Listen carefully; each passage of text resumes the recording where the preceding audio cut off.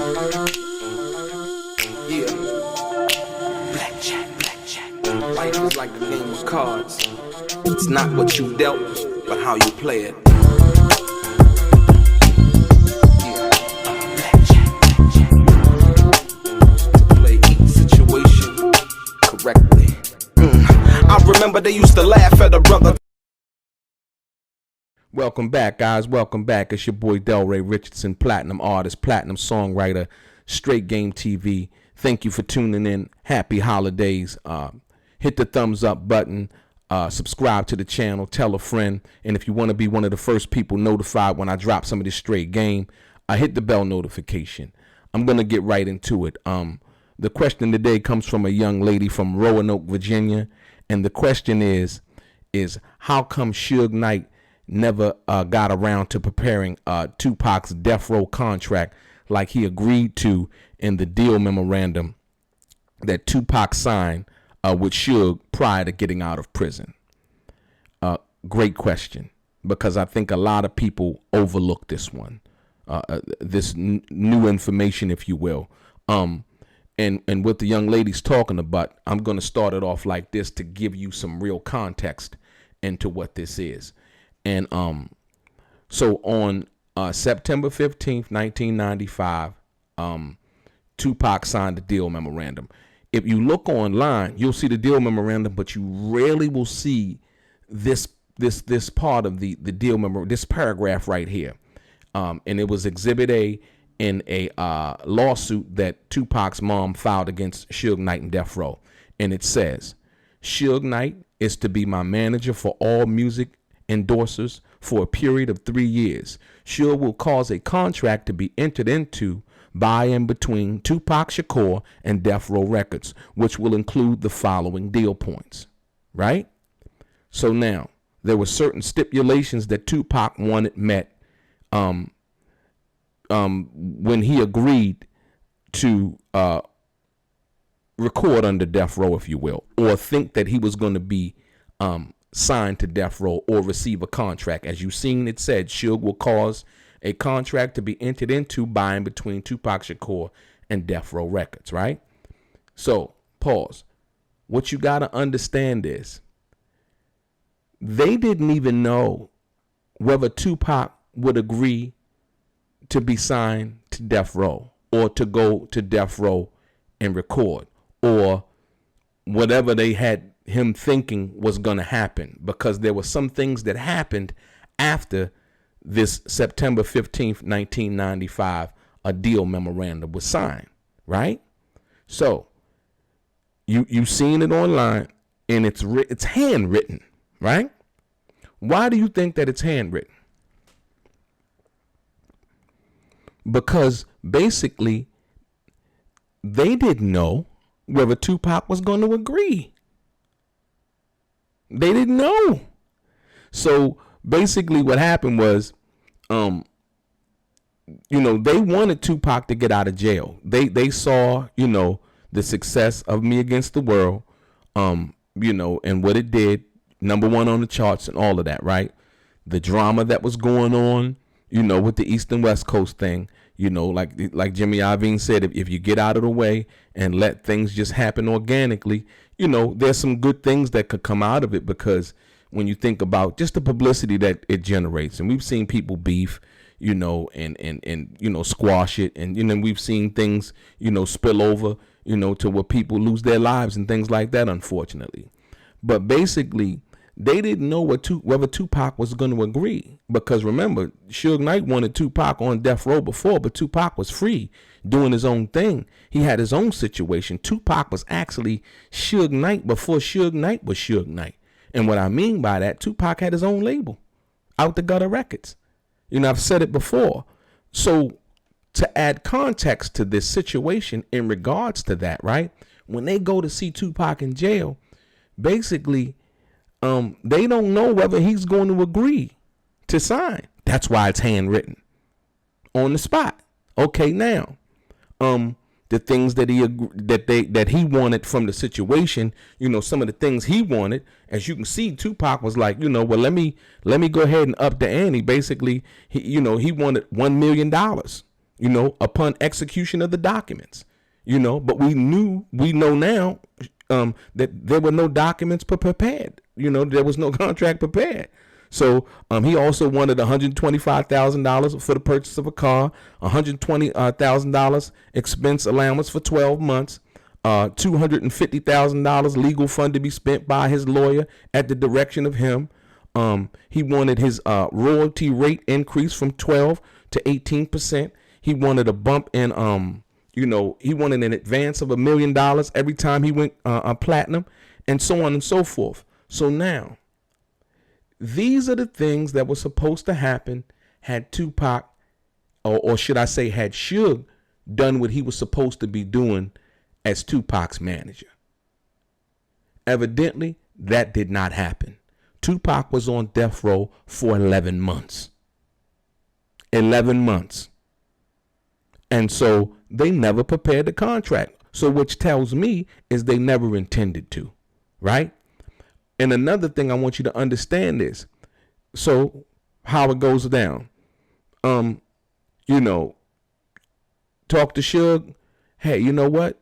Go, if you could talk to Tupac or reach out. Tupac reached out and, see if he would be, willing to come record under you guys, because we can't control him.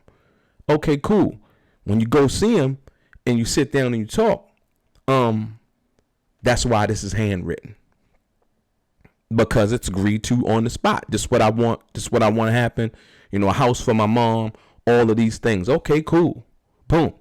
So now, when they go back to LA and they got the confirmation that Tupac has agreed to basically to think that he's gonna get a recording contract with Death Row, right? From that deal, remember, not seeing any other paperwork or anything, up until that point. This is the thing. So he's thinking that, I'm gonna sign the Death Row based on this information, right? At that particular time. Oh yeah, it's about to go down, right? Okay, cool. Boom. Here comes another agreement in which Tupac needs to sign in regards to the bail and the recoupment of the bail money being put up for him to get out of prison, right? So now that bail agreement and the power of attorney agreement basically crosses out this initial deal memorandum, because remember, Tupac has already signed the Interscope. So now he doesn't even have to, they don't even have to do another contract. But based on what Tupac signed on September 15th, 1995, this is imprinted in his brain that this is going to happen. Boom. He signs the power of attorney agreement in late October, in the middle of October, a few days, 4th, 5th, I think the 5th. He signs that agreement. And what I don't think he really paid attention to, like I said, once again, because Tupac didn't have his own attorney representing him, he was being represented by the attorney for Death Row, Mr. David Kenner, right? So now, what I don't think Tupac paid attention to and was more concerned about getting out of jail, rightfully so, was that last piece in the paragraph where basically said that the contract that he had signed with Interscope would not be affected and wouldn't change and would remain in effect. And that in basically canceling out any deal memorandum or anything he did with Suge Knight. The only thing that it wouldn't affect is the fact that Suge Knight would then become his manager. You get it? So now, Suge Knight knows this. He knows that, he ain't never going to do no agreement, because he can't do no agreement because of what the actual bail agreement says, that Tupac's Interscope contract wouldn't be changed. That's why there was no agreement, no Death Row recording contract prepared and done by Suge Knight, who was then acting as Tupac's manager. That's why it was never prepared. But see, Tupac really didn't know. He really didn't know that they wouldn't be doing that. He found out later, You know what I mean? Like I said, once again, once you get your paperwork and all of those things and so on and so forth, you know, he understood later he had got a new attorney and so on and so forth, and then in turn basically let Mr. Kenner go, David Kenner go, on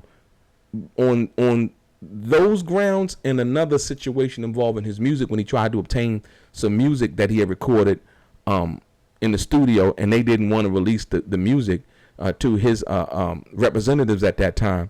And Tupac, he went off. He was like, what? You know, and, you know, there's that trust thing now. You know, I mean, they don't trust me with my own music. You know, I mean, I just, you know, and so on and so forth. Furthermore, now heightening the senses of, well, they supposed to be writing me a contract too. I ain't got no contract. You know what? Boom. Prepares the letter, fires David Kenner, right?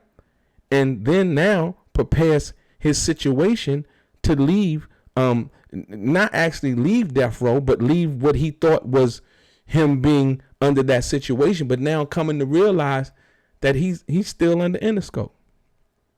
As we've seen, everything from Tupac's memorial to the royalty money to all of the things that needed to be handled in regards to his mom, her getting paid, all of those things, dealing with the estate, all of those things came from Interscope and Jimmy Iovine and their attorneys.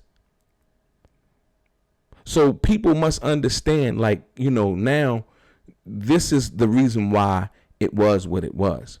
So now you take the situation and you say, well, damn, you know, how would Suge Knight in let's say the accounting, Tupac, I'm gonna give you it like this. So Tupac, you know, sells his record, selling everything like that. You know what I mean? From what he think, you know, there's gonna be this contract prepared. You know, he's trying to get an accounting. Let me get an accounting.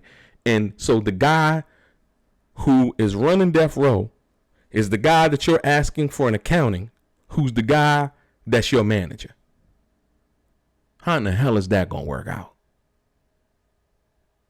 So, and basically what the notion was, or the prevailing conversation, or the thing being told to the artist at that time is, you in the hole. You know, you in the hole, but we ain't gonna give you no accounting. We just take our word for it. You still owe us money. You know, Tupac, you spent over $2 million more than you were supposed to spend on, you know, the videos, you know, that jewelry and stuff you got and so on and so forth, right? How can you even say anything like that when I don't even have a contract? What you talking about? You know what I mean? So Tupac began to see all of these things. And so, you know, like I said, once again, that was the reason why. You know, Tupac was smarting up. And like I said, just being grateful to get out of prison, you know, maximum security prison, you know, they gave you 4 years, you know what I mean? So, you know, getting out, it's like, cool, I'll handle and do everything that I need to do. Tupac work ethic was impeccable.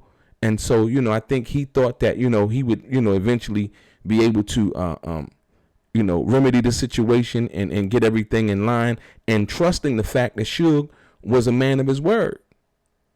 You know what I mean? And that, you know, what was supposed to happen was going to happen, and it didn't happen, you know, and we seen what happened. So, and eventually, you know, Tupac lost his life, you know, in Las Vegas. So, like I said, you know, so to the lady from Roanoke, Virginia, that was the reason why.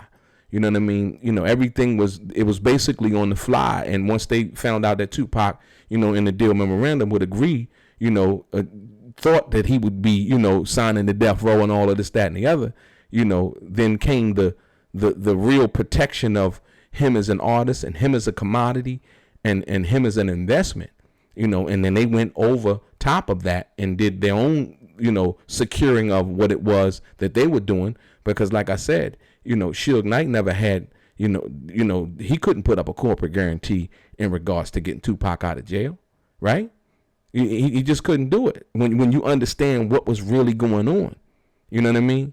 You know, 1.4, you know, how they wanted it, you know, to appear, like I said. And then on top of that, they had, Death Row was being investigated by the FBI for money laundering and all of these other things. So it was a tricky situation, and that's why, when it came down time to get Tupac out of jail, corporate guarantee was the best way to go about it. You know what I mean?